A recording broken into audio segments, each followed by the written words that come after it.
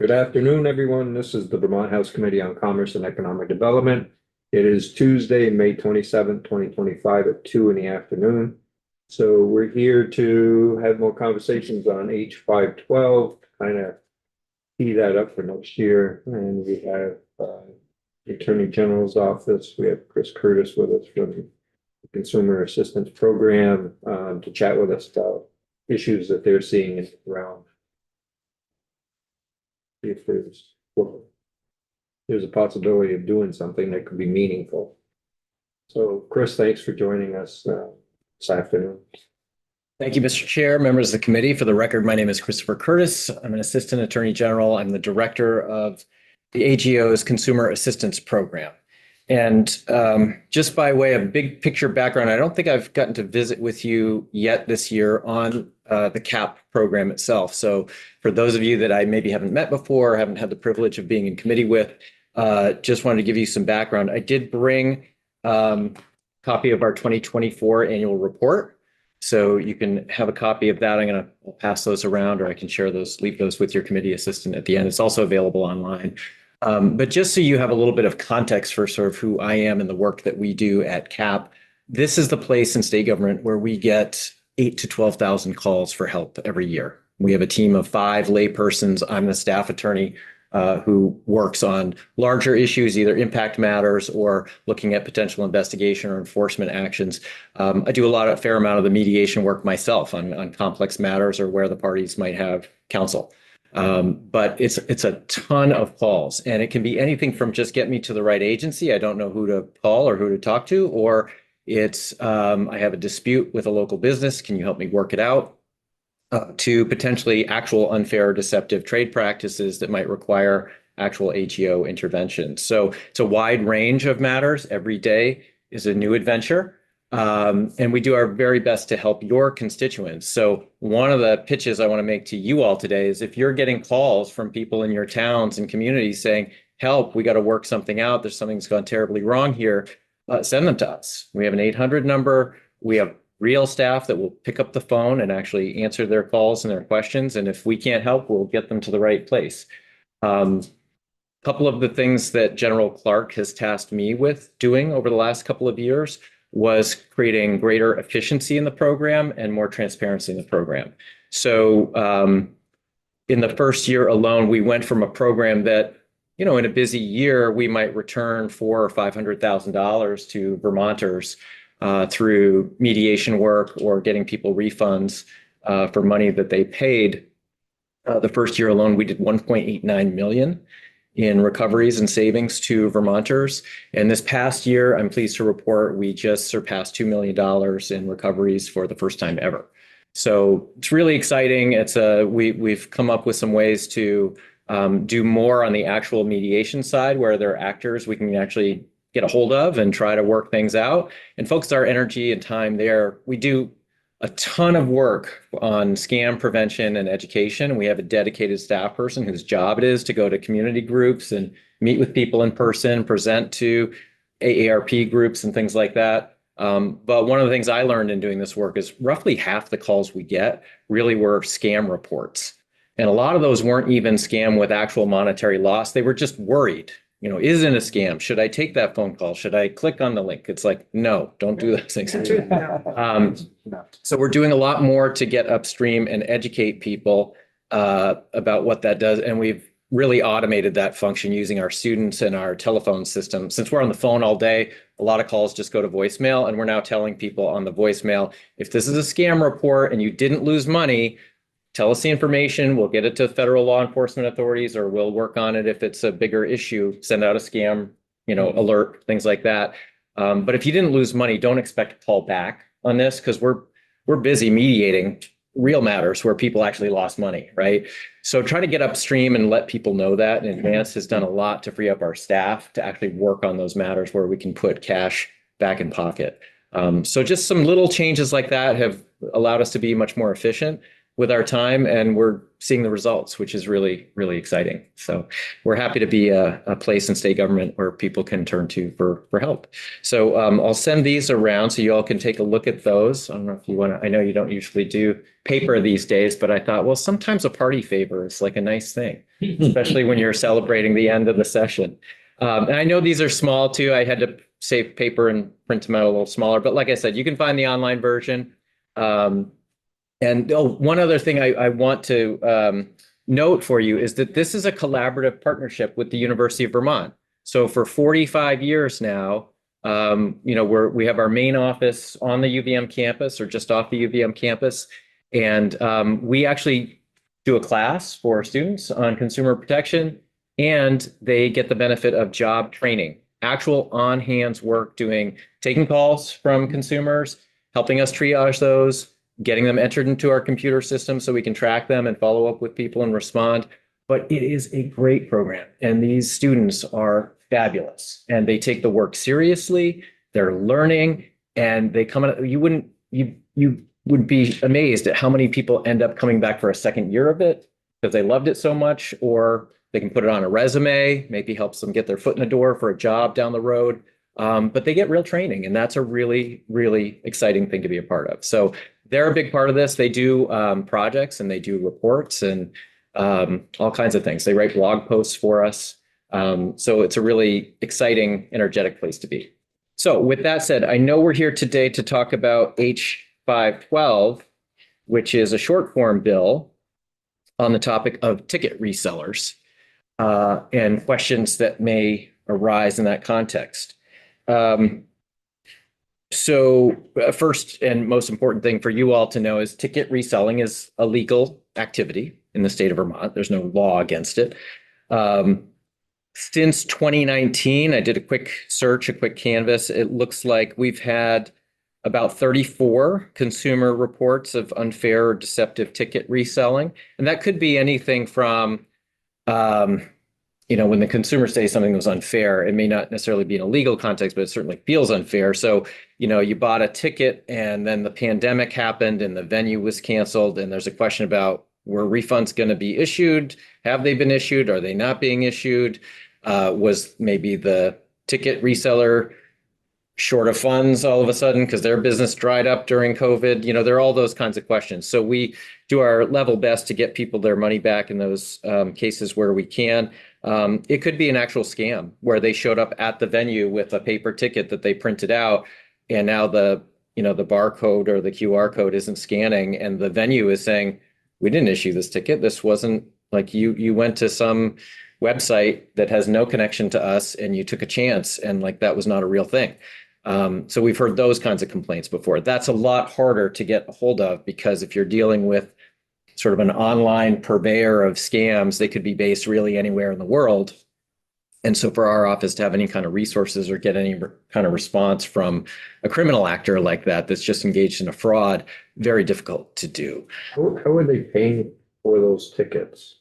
Great question. Well, we always encourage people, if you're paying, pay with your credit card, because your credit card is in a good position to either stop payment or, get you a chargeback to get that money credited to you, especially if it's a fraud or a scam. Some people use a debit card. I suppose some people might use things like Apple Pay or some of these app, utility features that they can use. But I suspect the vast majority, I'd have to look through our complaints, but the vast majority of people are probably purchasing online using a credit card, which is a good thing. But 34, so you can see, between 2019 and the end of 2024, like 34 complaints is not a huge volume. It's not, for example, when you look in our annual report, like that is not one of our top 10 complaints, but it's a lot of money. The consumer assistance program is only one place where somebody might report. They might be calling the local police. They might be calling their credit card company. They might be calling the venue. So the venues also have a piece of this, and we've been pretty active. Bless you. Thank you. We've been actively engaged with that community as well to both try to address their concerns about these issues and to get upstream and work with them on prevention and education campaigns for their consumers. We know of at least 10 different reselling companies. They're there are a lot of, they're the ones you've probably heard of. There are some name brand sort of larger operators in the market, and those are legitimate actors. They have tickets for actual resale. But there are also some smaller sort of niche providers that maybe you haven't heard of or that seem a little more unusual. And we're aware that, of those 34 complaints, there's been, almost a dozen then, different companies involved in these kinds of things. There's a question of whether, well, so three things I sort of want to orient the committee to. One is the question of whether consumers know who they're actually dealing with.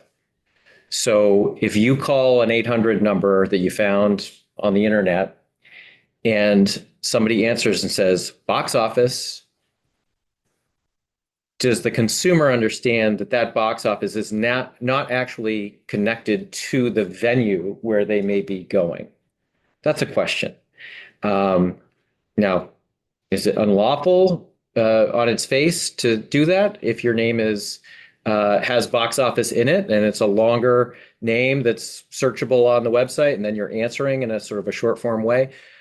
Maybe. I mean, there are all kinds of questions about sort of what ought to be permissible or what might start to blur the line of what's deceptive in its advertising. I mean, I suppose in a truly egregious case, a consumer can always say, we have the Consumer Protection Act that guards against unfair or deceptive acts and practices. But within that, it can get pretty murky pretty quickly because some people are going to say, well, we have free speech rights. We should be able to name our company whatever we want. And just because you found it on the internet and we answer box office, the consumer should know or try to know in advance whether or if that's connected to an actual venue or if that's just a virtual box office that they're purchasing the ticket through and we're a third party. But it can be confusing, certainly, to a consumer. So I think that much is clear. And I certainly have a lot of sympathy for consumers that are sort of caught up in this, especially in a marketplace where, some of these top tier events are extremely competitive in terms of trying to get a ticket to a concert or an event.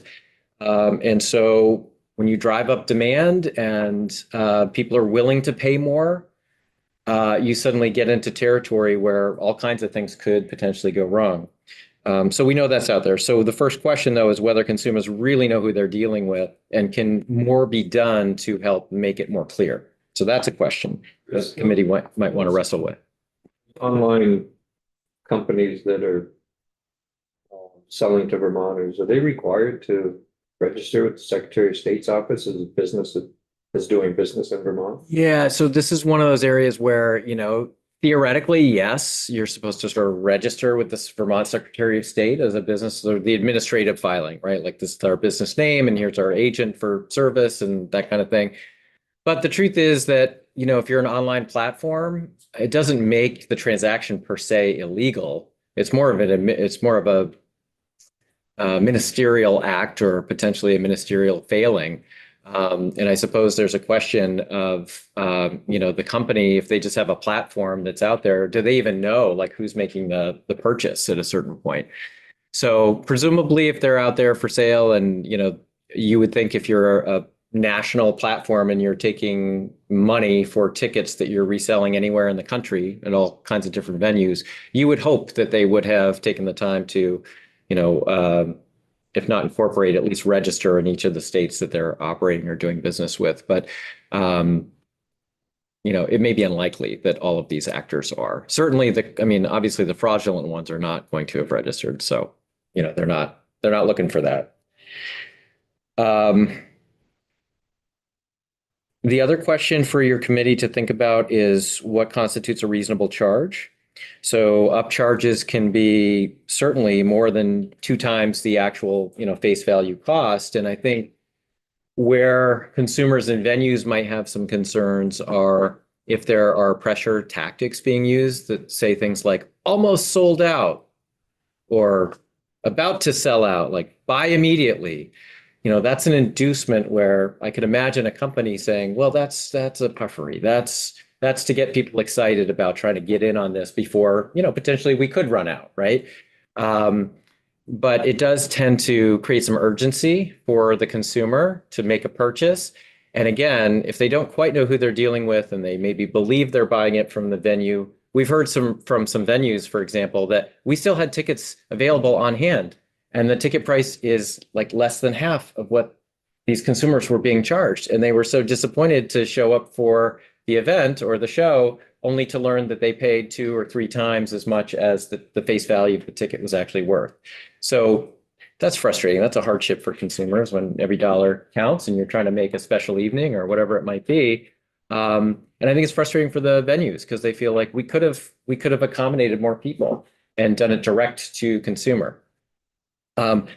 Whether the committee or the state can really get in the business of, trying to regulate like some kind of a cap on like a reselling value, I think is a policy question that you all have to grapple with. I'm sure some consumers would, love the idea.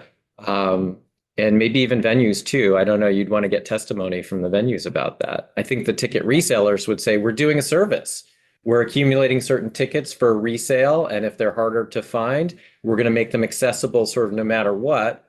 So that's a service. And so you might hear that too. I can't speculate too much. You'd want to get testimony certainly from some of those platforms or resellers. But there's a tension there around sort of like what's reasonable, what's not reasonable, and some buyer beware in terms of whether you're really willing to pay more to get a ticket for a special occasion, or whether you really should be tied to that original, face value of a ticket. And by the way, I want to be clear. So we're talking about commercial resellers. This is separate and independent from just a private person who happens to have an extra ticket or two and might sell them to a neighbor or, somebody they know, or I don't know, put it on a front porch forum or something like that. And then the last issue I wanted to flag for your committee in this area is something that's referred to as pre-selling. And this is a challenging one where we have come to understand that there are some third-party resellers out there who will not actually be in possession of the tickets. They haven't purchased them from the venue themselves to have, a certain number of tickets available for resale. They're waiting until they get the consumer to call and make the request or make their payment for the ticket. And then they're turning around and contacting the box office or the venue to say, we're going to, we have a request from John and Jane Doe, and we need 2 tickets, in this area of the venue. And then they're purchasing them after. And so there's a question about, do the venues understand that they're selling to a reseller? Is the reseller sort of trading on the name of the consumer, unbeknownst to the consumer, to get the tickets? And then if so, it's really inuring to the benefit of the third-party reseller because they're getting the benefit of the face value ticket from the box office that wasn't in their possession, and then they're passing along an inflated cost to the consumer. But there's a question about, like, does the consumer even know that any of that is going on? And there may be problems if the consumer thinks that they're making a purchase at the time, and then the reseller is turning around trying to make a purchase on their behalf, and there are no more tickets available. So that could be a potential outcome of something like that. So that's just a question. I know the venues are concerned about that issue. And that could be a thorny one. That could be a place where I do think it sounds like, I think California has a bill pending that you all might want to look at. It's AB 1349, and maybe your committee staff or Ledge Council could look into this, but I think it requires ownership by a ticket seller prior to reselling the tickets themselves. And there are attempts to sort of rein in those deceptive resale platforms and practices in terms of like the names and using terms like box office and things like that to make it clearer for consumers to understand who and where they're purchasing from.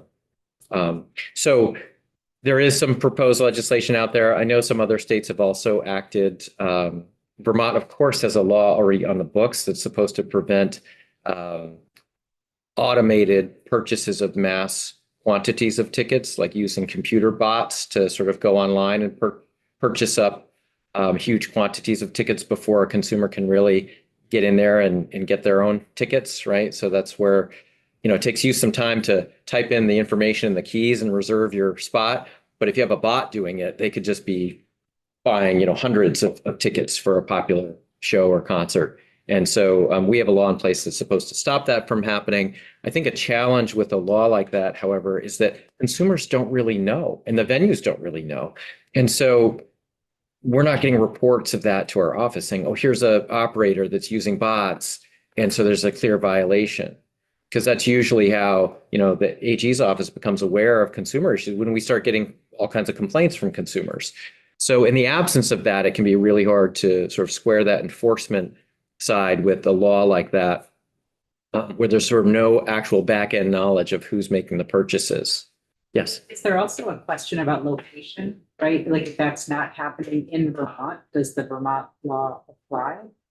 Yeah, it's a good question. Or where, right. So if the entity making those purchases is not based in Vermont and the venue is not based in Vermont, so they're purchasing tickets for a show in like Foxborough, like does Vermont even have any jurisdiction, even though it's a Vermont consumer that might be trying to make a purchase, but the bots are buying from an out of state party. So there would pretty clearly be a jurisdictional question about that. I think, if you were seeing a rush of mass ticket quantities being sold at the Flynn Theater, hopefully the venue might know that or notice that, and maybe they would want to report that to our office.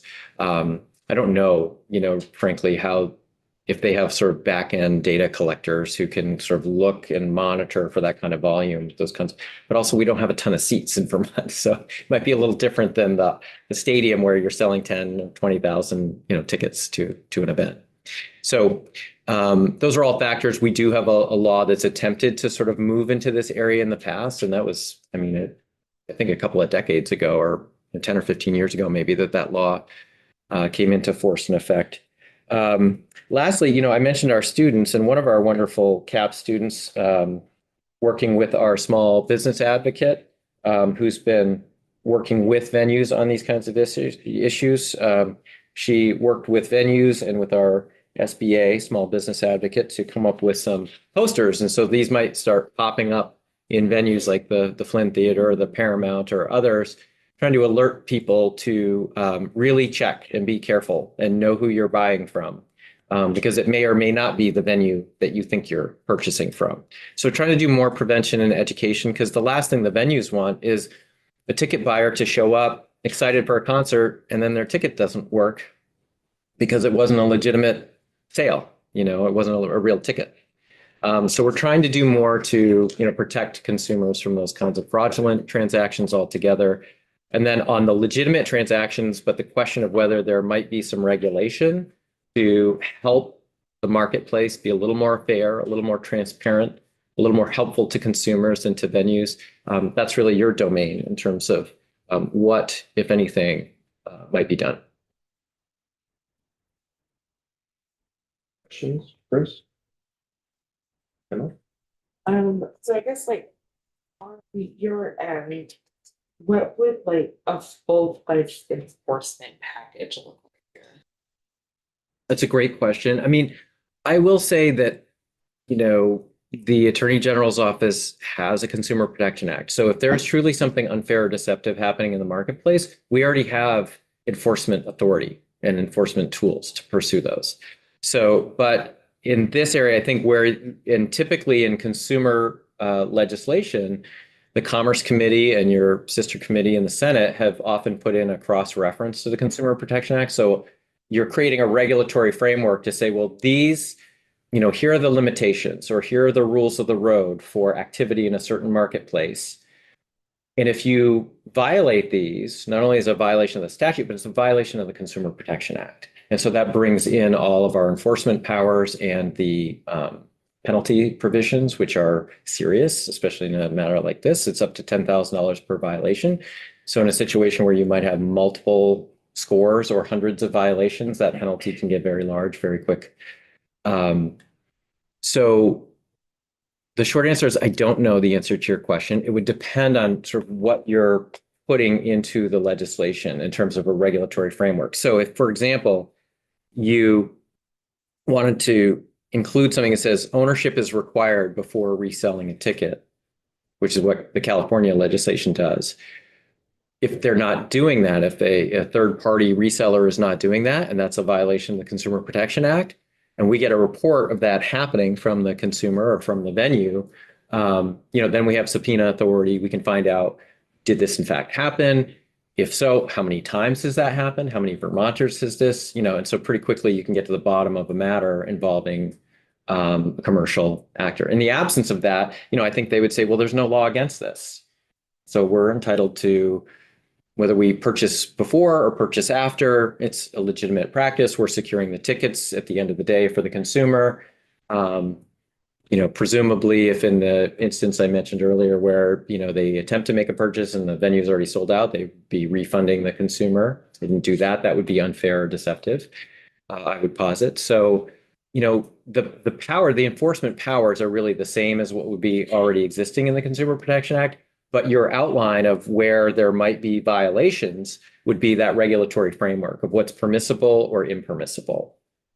And I think the questions that I was trying to raise earlier might point you to sort of what are the areas in which you might want to, create some clarity in this area of the law. And I think really important, of course, to, we sort of get the calls from the consumers who, either feel duped or, ripped off or didn't get what they thought they paid for. Really important for you to hear from the venues, of course, and really important to hear from the platforms and the ticket resellers themselves. I mean, there is an argument that there's a service there in a highly competitive market for ticket resellers.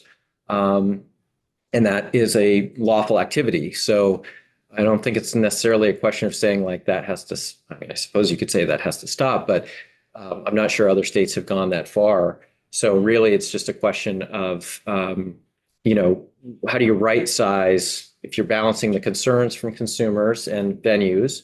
And those may be somewhat aligned, but there may be distinctions or differences between those two things. And then the ticket platforms or resellers themselves, the legitimate ones at least, what are their concerns and like, how do you balance all those things? There's always a little bit of a tension between the free market and regulating that market in ways that make sense and provide the maximum opportunities for folks, but within some sort of reasonable, limitation, perhaps. It's a really interesting area to get into, and I can imagine it might be more, as with so many issues before you, it gets more complex before it gets more simple. I was just wondering, do you guys, just a little more generic, do you guys have any sort of outreach program? I'm thinking specifically notifying people that frauds like this go on. I mean, I'm an IT guy, I work in cybersecurity, and I can tell you, no matter what security you have, it's a lot of it doesn't help if the consumer, the user in this case, is uninformed. And I feel like that is the single most powerful tool we have in the toolbox as a state to prevent these things. Absolutely. Yeah, it's a great question. And you'll note in the report I passed around at the end, we have a dedicated staff person. We do a ton of work online. We work with community partners like AARP, the Vermont Libraries Association, and many, many others. We'll be down at the Vermont Fuel Dealers Association. We just met with the Libraries Association at their annual meeting. I think they had 350 people down there in Killington. The Scam Jam presentations by AARP. So that really is the first line of defense and the scams, like you said, it's IT scams, it's romance scams, it's certainly ticket scams are out there, but again, probably not one of our top ones. The grandparent scam, everyone's heard of by now, used to be the IRS scam, right? You didn't file your taxes and we're coming to arrest you right now. Really just sort of stuff that, now we see less of the IRS scam, for example, because I think we did, and a number of states did a huge amount of outreach and education on that topic. Like, don't engage with those individuals. It's not the IRS. They're not going to call you or show up on your doorstep. So we do a lot, and we're happy to come to your community if you would like us to. And we also we partner with Public Service, and we've joined their scam. Well, they have the VT alert system, and now we have a scam alert that's part of that system that Vermonters can sign up for. So we have thousands of people that have signed up for that. And now when there's a new scam or sort of a twist, maybe on an old one, but it's changed in some way, we issue those scam alerts and they go by text or email or even phone to consumers that have signed up for that in the manner that they've signed up for it. So we're always trying to do more and do better. But it's a great question because it really is, once the money is gone, if it's truly a scam, if the money's gone, it's very difficult to get that money back. You know, especially if you're dealing with criminal syndicates, many of them are based outside of the United States. It's just, you know, we can tee that up for our friends in the federal law enforcement community, and we do routinely work with the Department of Justice, the FBI, Homeland Security, Secret Service, but really difficult to unwind those types of money. And by the way, your committee has done a lot of work in this area. I know, you know, crypto kiosks was topic of conversation. And that's been one where, you know, we're very aware that those lend themselves to people getting ripped off. They lend themselves to scams. And so what's being done to regulate it, to sort of root that out? You know, you all have done a tremendous amount of work in that area. So Have you ever used like Google AdSense? Because I personally think it'd be very poetic for someone to go to one of these ticket scam sites and have a pop-up that says, "Are you being scammed?" Because the way AdSense works is it monitor. I mean, if it's, I mean, we all know how what this does, you know, how people track things, you know, a lot of these, you know, social media, but other ad companies, they use a program called AdSense, which follows you where you go.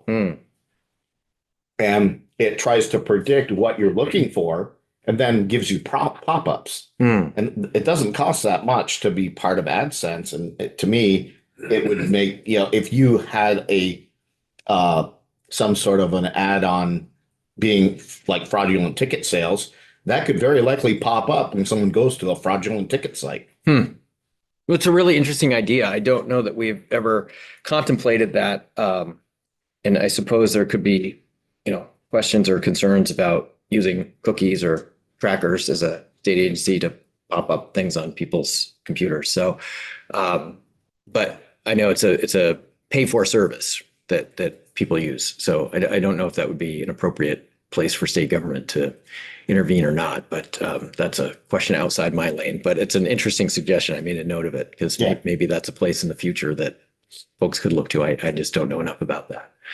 So, Any questions, for Chris? Hey, Chris, thank you. all right. Thank you all. Oh, one last pitch about CAP, and I want to flag this for you again. It's in the report, but I want to commend you all for your investing in a home improvement specialist for the CAP office. That was a 2-year temporary position that just got extended by another year by your appropriations committees, both in the House and in the Senate. The governor, I think, signed the budget bill already, so that made it through. It's made a huge difference. Home improvement complaints are one of the top complaints that we get. And it's not necessarily scams, although there are those. It's often very difficult, thorny disputes among consumers and contractors in their area. That specialist has returned in the brief time that he's been on the job, about 1 year and 3/4 now, coming to the end of his second year, more than $800,000 in savings and money back in pocket to Vermont homeowners. So it's long been a really, really challenging issue, but now we have a dedicated person whose job it is to go out there and, you know, really bring those parties together and work those problems through and get resolutions. And so it's made a huge difference. So just know that in your communities that those investments pay off in a big, big way. And that is that's not even an attorney position. It's a very low cost, very efficient investment that provides a huge dividend. So just know that it's working and is very much appreciated by our office. So thank you for that. We'll report back next year on how it continues. So. Okay. Thank you. Thanks. Oh, we're on 3. I don't think we'll be there very long. Looks like. Move 4:54 into conference. 91 too, I think. 91 to $. We can write one that's one better than. That was, yeah. So, we're back here at 9 tomorrow. Maybe. We'll just take another look at S71 with Rick. And then, I think probably most of our work will be done for this year, once we take a look at that, so. We're done for today. On the floor again at 3 and see everybody at 9 tomorrow.